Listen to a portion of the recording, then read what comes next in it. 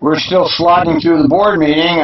We last mentioned the burgeoning Trimet bureaucracy and how Neil is successfully growing. Since he's been there, he just keeps growing the bureaucracy, growing the bureaucracy. Now he's going to have his own court system, and he's going to have his own low-income fare system. And each one of these departments, I'm sure they'll have their own six-figure executive leader. The court thing will have their own director. The low-income fare will have their own director, $150,000 a year or more, plus all the associated bureaucrats that go behind the director. And I'm not impressed with it. The mainstream media is pushing how this is somehow equitable. I've already talked about that and how I don't see it, but whatever. And he hasn't mentioned anything about the double murder on Max. So we'll pick up the McFarland. We're still on the general manager's report. Okay. Enough to be in a position to implement that, which we're very anxious to do. I'd also just note, related to the sort of the security side, we did, of course, as you know, have an increase in police presence over the last few weeks. The police presence is returning to sort of more or less a normal level, but we have augmented our G4S officers on the system, so we will be seeing an increase in G4S unarmed officers, providing hopefully that increase in security and opportunity. And then, as you know, you authorized 15 additional positions, not police positions, but really, as we call them, code enforcement positions associated with the last budget. We have some ideas about how best to take what we've been hearing from the community about that and create a new program, and we'll be working with our partners throughout the region to really begin to develop that program. Oh, yeah, well, he hasn't mentioned the double murder, and it doesn't look like he's going to. Yeah, they increased it. No, they didn't increase security, and he's saying there's more G4S. Look, there's never been any security on Max. There's no security on Max. There's never been any security on Max. There's not going to be any security on Max. Public safety, for as much as they talk about it, it's hype. You're on your own on the transit system, okay? That's just the bottom line. You're on your own. Just be aware of your surroundings. Chances of getting killed on the transit system are tiny. So I wouldn't worry too much about that. I mean, that double murder was highly unusual, especially at Trimet of all places. The last place you would think there'd be that kind of violence, but so yeah, don't count on any. The security isn't going to help you. Okay, you're on your own on the transit system, and they're hiring all these new fare inspectors. I am for free public transportation. The last figures I saw was Trimet makes $200 million a year on fares. I don't know why they can't include that in this $1.4 billion. Make it free, for Christ's sakes. Get rid of all of this nonsense right now. Of course, that's not going to happen because we already know that the fares are a police trolling method. They set up this big system all wide open. It's like this giant entrapment system. And that was the point, okay? Lure you on and then entrap you into the justice system. I don't... if you think you're safe on the transit system, you're safe because statistically, it's very unlikely you're going to get killed. You're going to be harassed, though. It's very scary. I rode transit for years. I drove transit for years. It's very scary. It's not a nice... What do you think people don't ride it for? Okay, not only is it unreliable, but it's scary. Who wants to ride that garbage? They talk about how wonderful it is. It's not wonderful at all. Okay, it's all lies. All of the hype around transit is lies. But expect that will be provided to you in further updates as we advance early into the new fiscal year. Yep. Please. I need to understand what G4S means. It's a company name, and okay. So these gentlemen that you see in the with the bright yellow tops associated with their are hired security that Trimet has a contract with. And they're unarmed? Yes. Okay. Thank you. Good. And Mr. General Manager, it's clear to me, based on some of the testimony we heard this morning and heard last month, that people don't know what we've been doing, for example, in the fare enforcement changes with the legislature.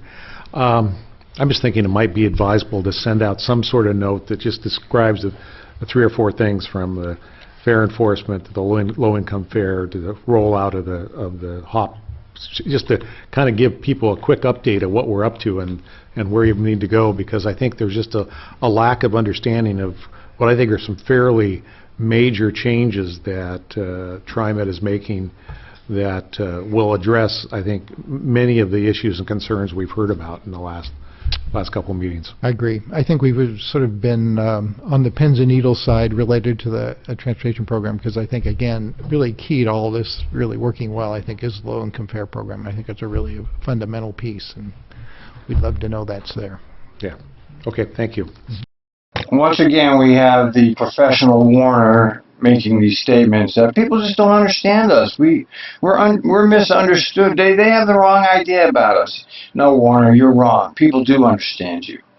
Okay, all your nice little words, all your nice little public relations attempts and media releases are fake, and the consumers know it.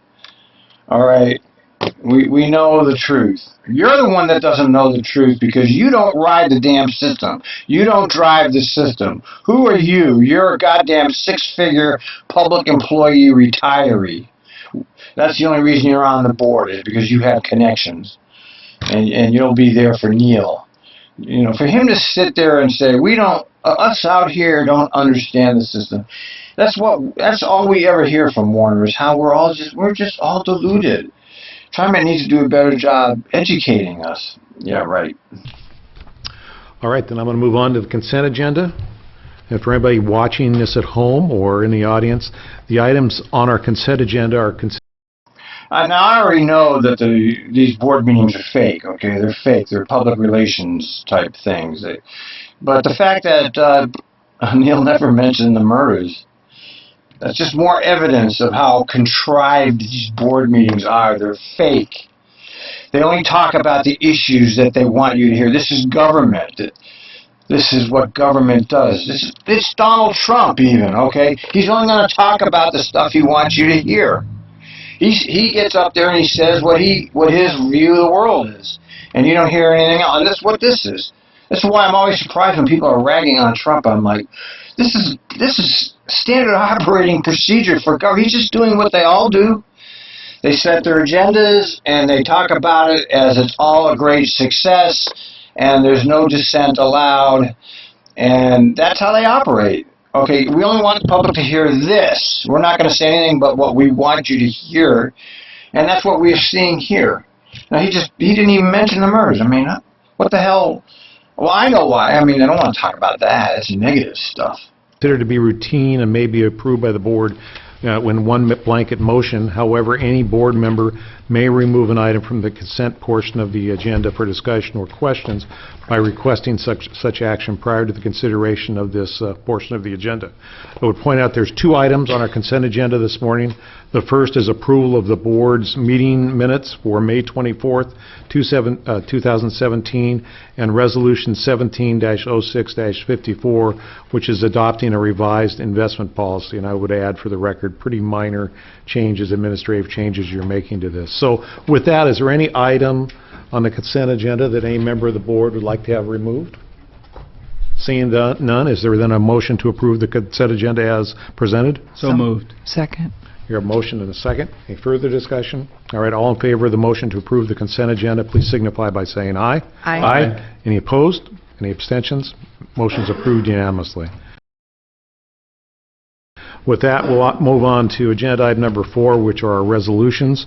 The first resolution is Resolution 17-06-55, which is authorizing an intergovernmental agreement with the City of Portland for lease of certain real property located at 210-212 Northwest 1st Avenue. Mr. General Manager. So, Mr. Board Member, members of the board, recall, again, with some controversy, you approved an agreement last April, actually, with Portland Development Commission, now Prosper Portland, to purchase a condominium agreement for a new police precinct facility, Central Police precinct facility in the Lloyd District. That has not begun construction yet, but there is actually groundbreaking for the whole headquarters hotel in the next week or two that will signal the start of that whole development process. Needless to say, we still need a site for our central precinct and our officers to report. So this continues the lease for the current space that we have, which is really at the Old Town Light Rail Station. Another good location for this. Continues the lease and allows us to do that through 2020. I would just note there is a typo in the, thank you, Board Member Prosser, for finding this. The current lease actually expires June 30th, 2017. The staff report says 2016. It is 2017 that the lease expires. So we would run this again through June, or authorize this through June of 2020. Again, if the space is ready sooner, then we'll terminate the lease sooner, but this authorizes for that full run. Total 4-year period would be $1,100,000 for the lease. No news here. They're just continuing their lease, which is what they should have continued all along. They had no reason to be plunking down $12 million for a brand new facility, even though they gave you all those reasons. That was phony. You know, they want to participate in the hotel development over there. That's why they're doing this. It's completely unnecessary. But you know, we know how it goes. You know, they take the money, they give it to their buddies, they funnel the money to the people they want it to. But this precinct should just stay exactly where it is. Again, we recommend this. We think this is a facility that serves us in the short term and would recommend continuation of the lease. Are there any questions by the board? Seeing none, is the board then comfortable in making a motion to approve Resolution 17-06-55? So move. Second. I have a motion and a second. Is there any further discussion on this resolution? Seeing none, I'll call for the question. All those in favor of the motion to approve Resolution 17-06-55, please signify by saying aye. Aye. Aye. Any opposed? Any abstentions? The motion is approved unanimously. Let's move on to the final resolution of the day, which is Resolution 17-06-56, which is authorizing a modification to a contract with Skansa USA Building, Inc. for construction manager general contractor services for the Powell Lift Facility Relocation Project. Mr. General Manager. Board President, members of the board, as you are aware, we are underway with a major redefinition of the Powell garage site to expand the capacity of 40 and 60-foot buses that we park and service there. Currently, It's amazing how they don't even have the PAL thing started. They haven't.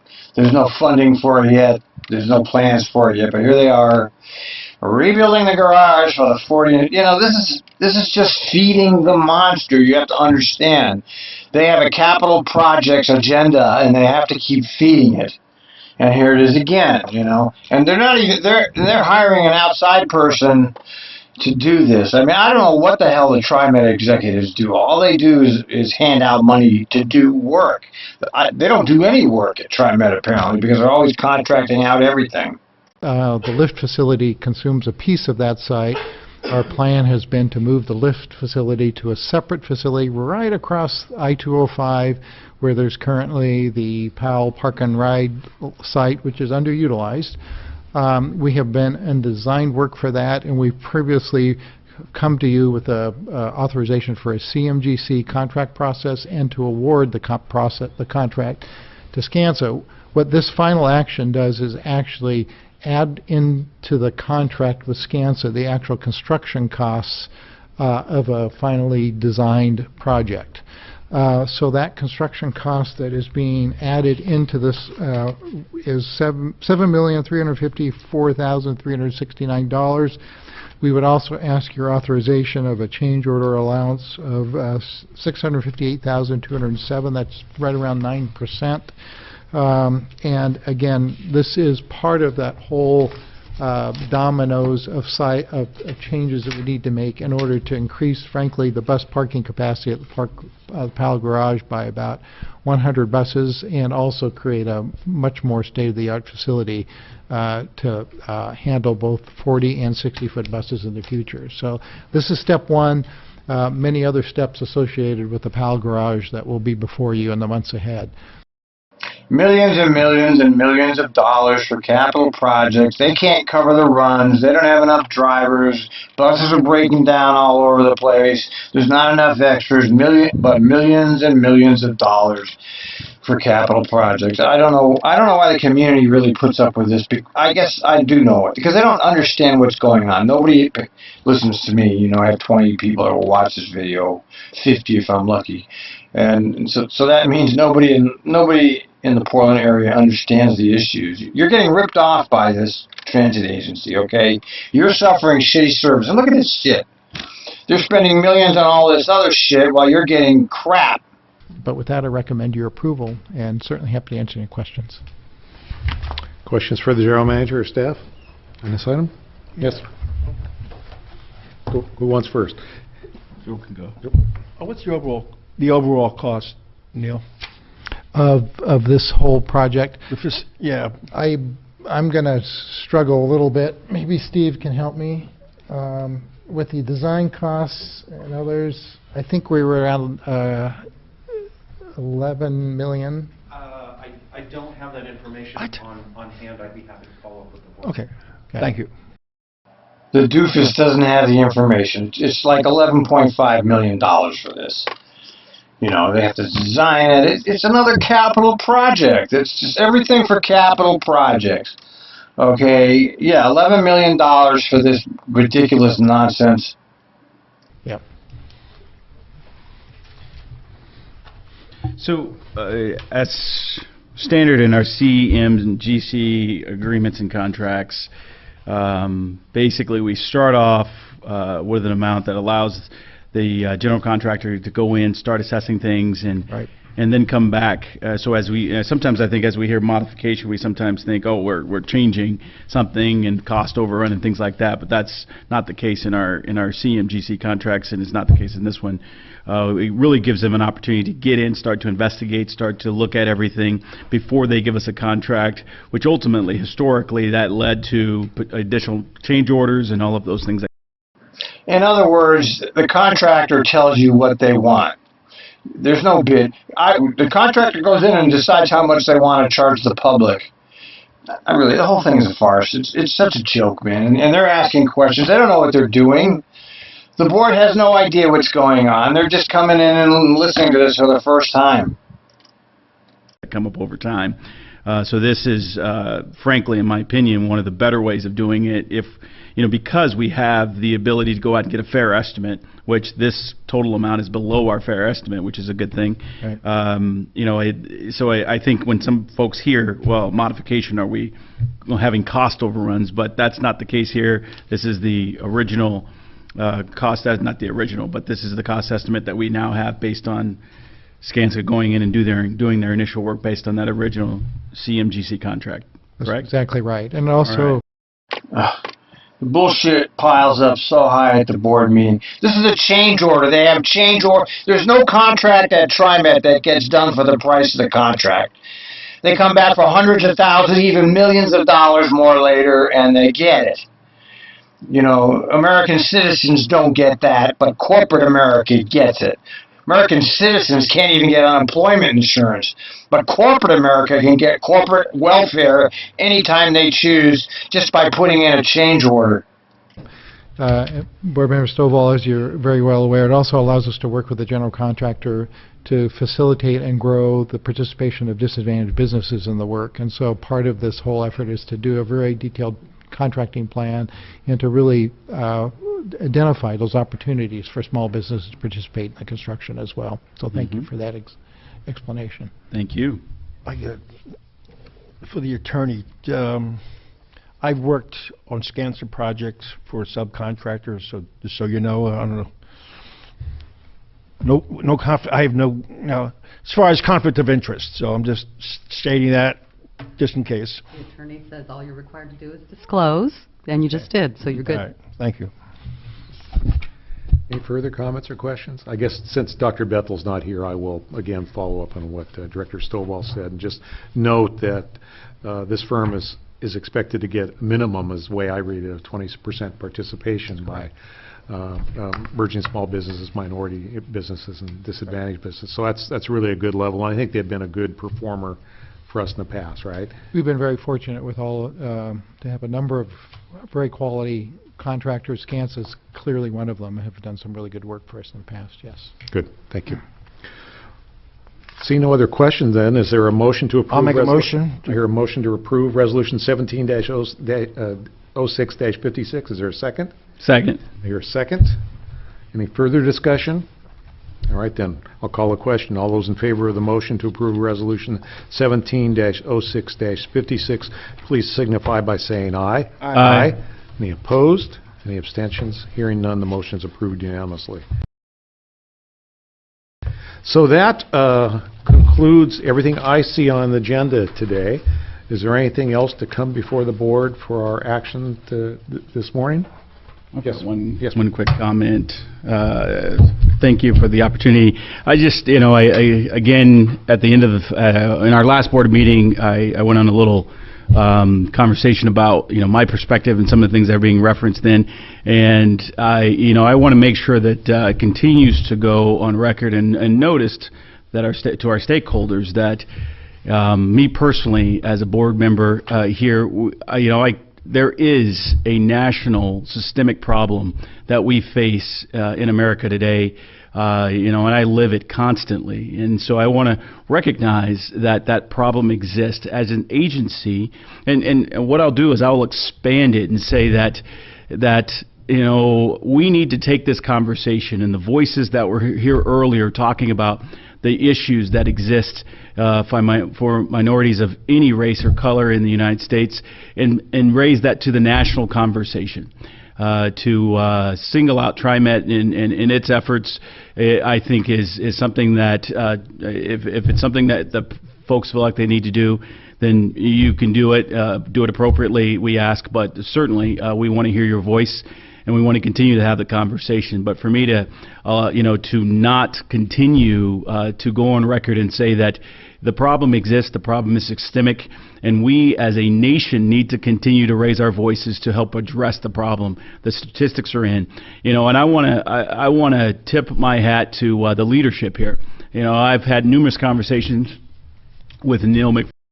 And now we have to listen to the chief pontificator giving us his opinion of the union-busting McFarland and how wonderful the executives are.